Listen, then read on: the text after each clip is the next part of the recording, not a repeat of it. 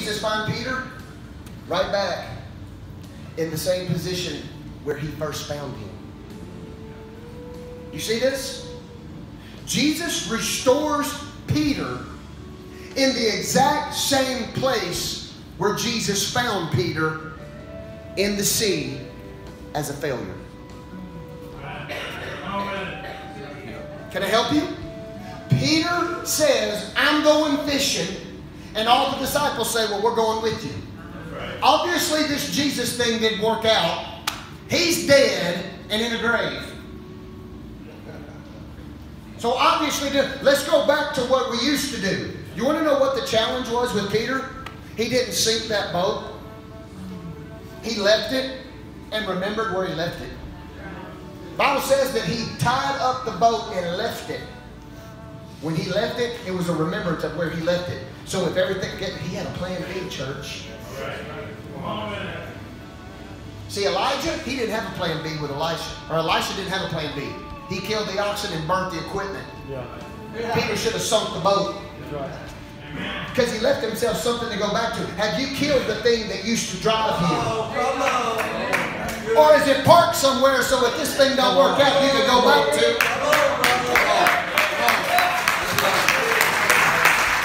Can I bless you with something? Can I bless you? I pray that you're an ultimate failure if you go back to your old life. Because why would God bless you to go back and be who you used to be? Peter goes out on the boat. Jesus is sitting on the seashore and said, boys, y'all caught any fish? He said, nope. So you're telling me professional fishermen again went out fishing all night, toiling and caught nothing? God said, I ain't going to let them be successful in their own deal.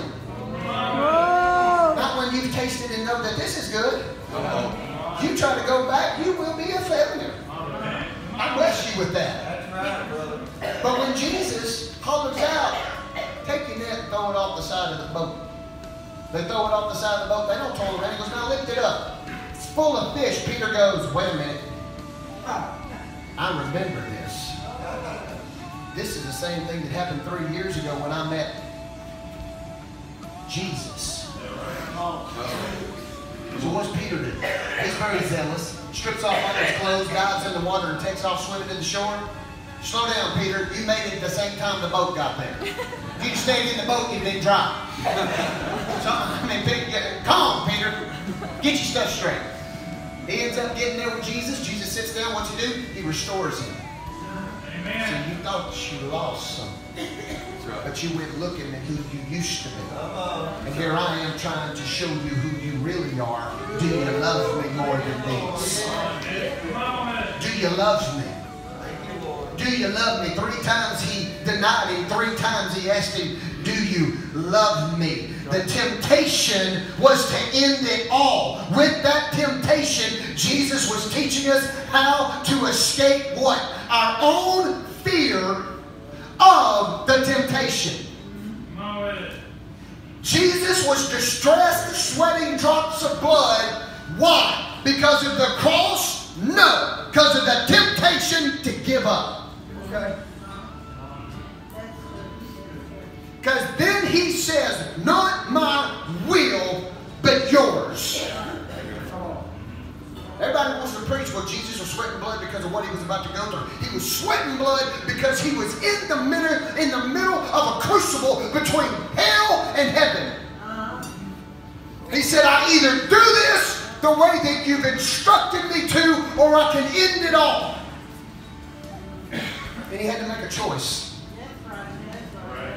So the Lord said, I'm going to give you a way of escape. He goes back over to Peter and to James and John and says, what are you doing? Are you asleep? Could you not watch and pray with me for 1 hour? He said, the spirit is willing, but the flesh is weak. Pray lest you enter into temptation.